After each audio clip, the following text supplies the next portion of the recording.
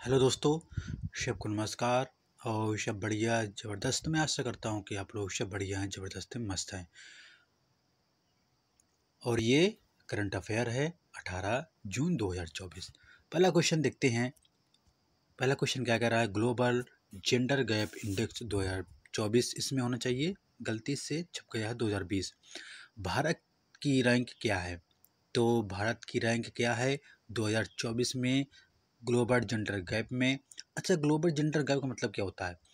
Global gender gap मतलब होता है कि आप सोचे होंगे कि लिंग में है, ऐसा कुछ नहीं है। जैसे क्या होता है, एक लड़का है, बी एक लड़की है, ठीक? तो दोनों जो है क्या करते हैं, एक लड़का है, बी एक लड़की है। जो सरकार होती है, जो हमारी गवर्नमेंट होती है, तो कोई मान लो लैपटॉप देना है, तो लैपटॉप जो है इसमें भेद नहीं किया जाएगा कि लड़के को नहीं मिलेगा कि लड़की को मिलेगा केवल, कि लड़की को मिलेगा केवल या लड़के को नहीं मिलेगा। इसमें कोई भेद नहीं होना चाहिए। इसमें कोई भेद नहीं होना चाहिए। मान लो कोई सामान है, कोई मान लो जैसे बताया लैपटॉप है, या कोई अन्य कोई चीज़ें हैं जो सरकार द्वारा प्रोवाइड करवाई जाती हैं सुविधाएं, महिला और पुरुषों के बीच में कोई असमानता नहीं होनी चाहिए, ये होना चाहिए। यही ग्लोबल जेंडर गैप होता है। अब इसमें क्या है कि भारत की रैंक है, भारत की रैंक कितनी है? 129 है। 129 है, और कितने देशों में? 129 जो है वो 196 देशों में 129वां नंबर है भारत का, किसमें? ग्लोबल जेंडर गैप में। तो मैंने समझाया कि ग्लोबल जेंडर गैप होता क्या है। अच्छा, इसमें टॉप कौन कौन कर रहा है? टॉप टॉप पर कौन है? आइसलैंड है। आइसलैंड टॉप पर है। और दूसरे नंबर पर फिनलैंड है। फिनलैंड है दूसरे नंबर पर, किसमें? ग्लोबल जेंडर इंडेक्स में। अच्छा, अब ये क्वेश्चन हो गया, जारी कौन करता है? वर्ल्ड इकोनॉमिक फोरम होता है, वो जारी करता है। अच्छा, इसका मुख्यालय कहाँ है? स्विट्जरलैंड जिनेवा में है। WEF वर्ल्ड इकोनॉमिक फोरम है। जैसा ये हो गया, ग्लोबल जेंडर गैप हो गया है। इसी तरह जो है कुछ इम्पोर्टेंट सूचकांक होते हैं, जैसे लोकतंत्र सूचकांकों का इंडेक्स होता है, वो भारत की रैंक क्या है? 41वां है लोकतंत्र सूचकांक में।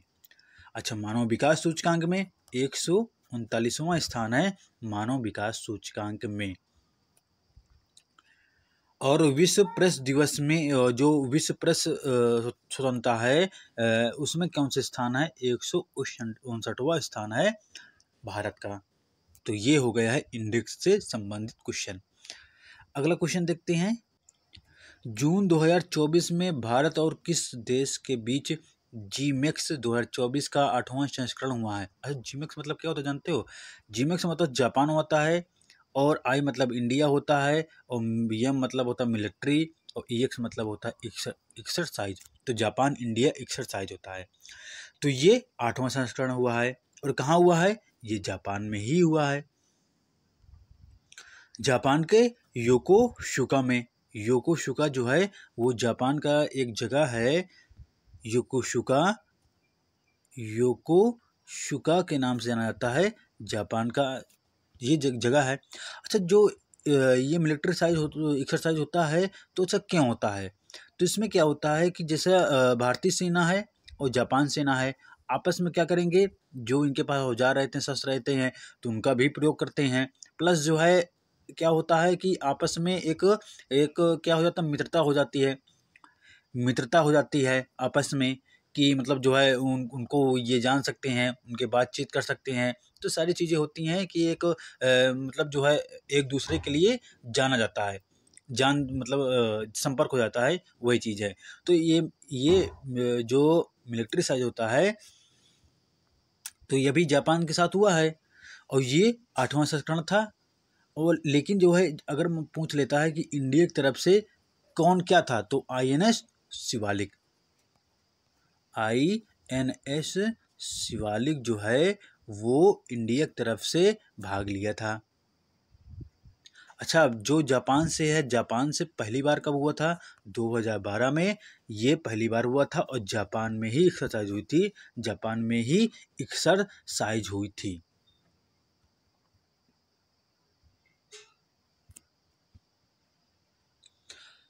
अच्छा, ये बोल दिया जाए कि जापान से संबंधित और क्वेश्चन स्टैटिक क्या बन सकता है? जापान से स्टैटिक क्वेश्चन क्या बन सकते हैं? भाई जापान जो है, जापान है, उसकी जो एजेंसी होती है वो जाक्सा है, जापान की मुद्रा येन है, जापान का जो कैपिटल राजधानी है टोक्यो है, और जापान में और क्या हुआ था? ठीक है, अगला क्वेश्चन देखते हैं। बाल श्रम के खिलाफ विश्व दिवस कब मनाया गया? अच्छा, बाल श्रम के खिलाफ, जो बाल श्रम के खिलाफ विश्व दिवस कब मनाया गया था? अच्छा, केवल जो है ये लिखा है बाल श्रम के खिलाफ। अगर इसमें ये लिखा होता कि बाल श्रम, जो बाल श्रम दिवस है वो कब मनाया जाता है, विश्व बाल श्रम दिवस कब मनाया जाता है, तो 1 मई को मनाया जाता है।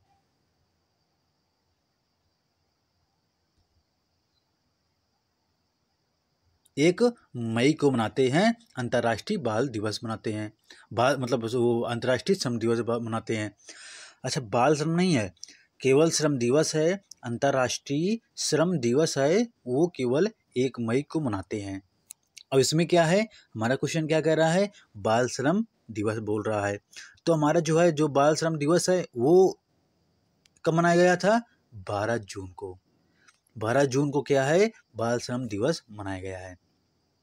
अच्छा, ये कौन संस्था मनाती है? ILO, इंटरनेशनल लेबर ऑर्गेनाइजेशन होता है, और इसका हेडक्वार्टर है जिनेवा, स्विट्जरलैंड में है, इसका हेडक्वार्टर है। तो ILO जो है ये हर वर्ष जो है बाल श्रम के खिलाफ विश्व दिवस मनाती है 12 जून को।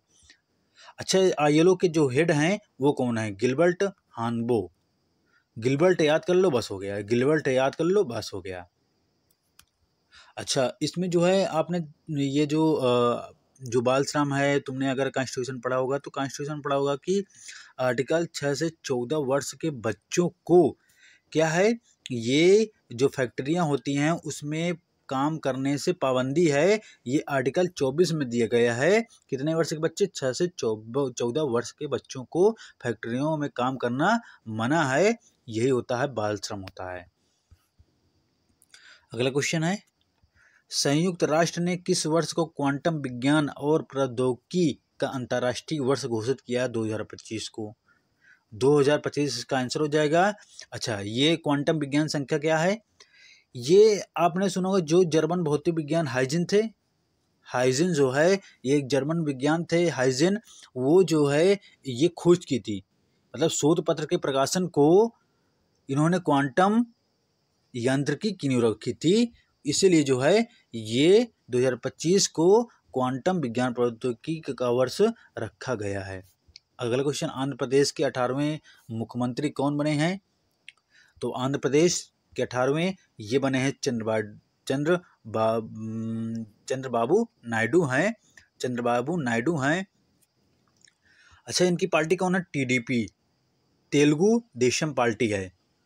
तेलुगु देशम पार्टी है, TDP बोलते हैं चंद्रबाबू नायडू को। आपने सुना होगा जो प्रधानमंत्री के शपथ समारोह में जो है चंद्रबाबू, मतलब जो है इनका लोकसभा जो सीटें थी ये इनके सहयोग से ही पार्टी बनी है। किसके? नीतीश कुमार और चंद्रबाबू नायडू ये आंध्र प्रदेश के CM बने हैं। और ये लोकसभा सीटें कितनी हैं आंध्र प्रदेश में? 25 सीटें हैं। 25 सीटें हैं जो नरेंद्र मोदी को क्या सहयोग मिल गया था। और वहाँ के जो राज्यपाल हैं उन्होंने ये शपथ दिलवाया था। तो राज्यपाल कौन है? अब्दुल नज़ीर। अब्दुल नज़ीर हैं वहाँ के राज्यपाल। अगला क्वेश्चन देखते हैं। अगला क्वेश्चन है, भारतीय सेना के नए प्रमुख कौन बने हैं? ये बने हैं उपेंद्र द्विवेदी। उपेंद्र द्विवेदी जो है भारतीय नौसेना के, अच्छा, जो आर्मी मतलब जो पहले चीफ थे वो कौन थे? मनोज पांडे। मनोज पांडे जो है वो क्या है 30 जून को रिटायर हो जाएंगे। फिर उसके बाद जो है उपेंद्र द्विवेदी जो है भारतीय सेना के प्रमुख बन जाएंगे। अगला क्वेश्चन है, ग्रामीण विकास ने किसे निर्देशक के रूप में नियुक्त किया है? अच्छा, ग्रामीण विकास, अच्छा, ये किस मंत्रालय के अंतर्गत आता है? अगर बात की जाए तो ये ग्रामीण विकास मंत्रालय के अधीन आता है। ग्रामीण विकास निर्देशक के रूप में, ये डायरेक्टर के रूप में तो राजप्रिय सिंह हैं। राजप्रिय सिंह हैं इनको निर्देशक के रूप में नियुक्त किया है।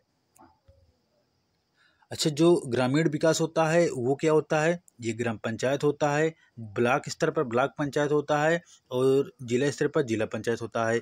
ये तीन क्या हो जाते हैं? ये स्थानीय जो प्रशासन होता है, जो लॉर्ड रिपन के टाइम पर आया था स्थानीय प्रशासन, उसके अंतर्गत ये ग्रामीण विकास आता है। अगला क्वेश्चन है, किस देश के उपराष्ट्रपति सैलोस चिल्मा का निधन विमान दुर्घटना में निधन हो गया है? तो ये क्या मलावी के उपराष्ट्रपति थे। मलावी के उपराष्ट्रपति थे। ये है चिकन पावा, एक पर्वत है, चिकन पावा के नाम से जाना जाता है। वो एक पर्वत है, उससे जो है इनका जो हेलीकॉप्टर है वो क्या हो गया था, लड़ गया था, उसके बाद क्रैश हो गया था, इसलिए जो है उनकी मृत्यु हो गई थी और ये मलावी के राष्ट्रपति हैं।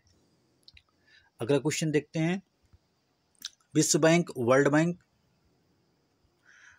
2025 के लिए भारत की जीडीपी का अनुमान बढ़कर कितना लगाया है? तो ये 6.6% था।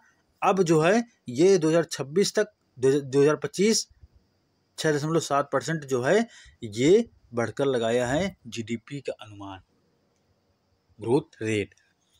अगला क्वेश्चन है, पीएम आवास योजना में 3 करोड़ घर बनाने हैं। तो पीएम आवास योजना ये किस मंत्रालय के अंतर्गत आता है?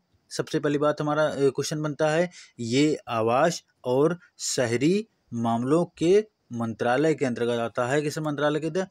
शहरी आवास और शहरी मामले जो हैं वो मंत्रालय के अंतर्गत आता है पीएम आवास योजना। अच्छा, इसमें जो है 3 करोड़ क्या है घर बनाने हैं, तो ये एक टारगेट है। यह भी अब अच्छा, ये मतलब जो है घर बनाने के 3 करोड़ मकान पीएम आवास योजना के तहत मिले हैं।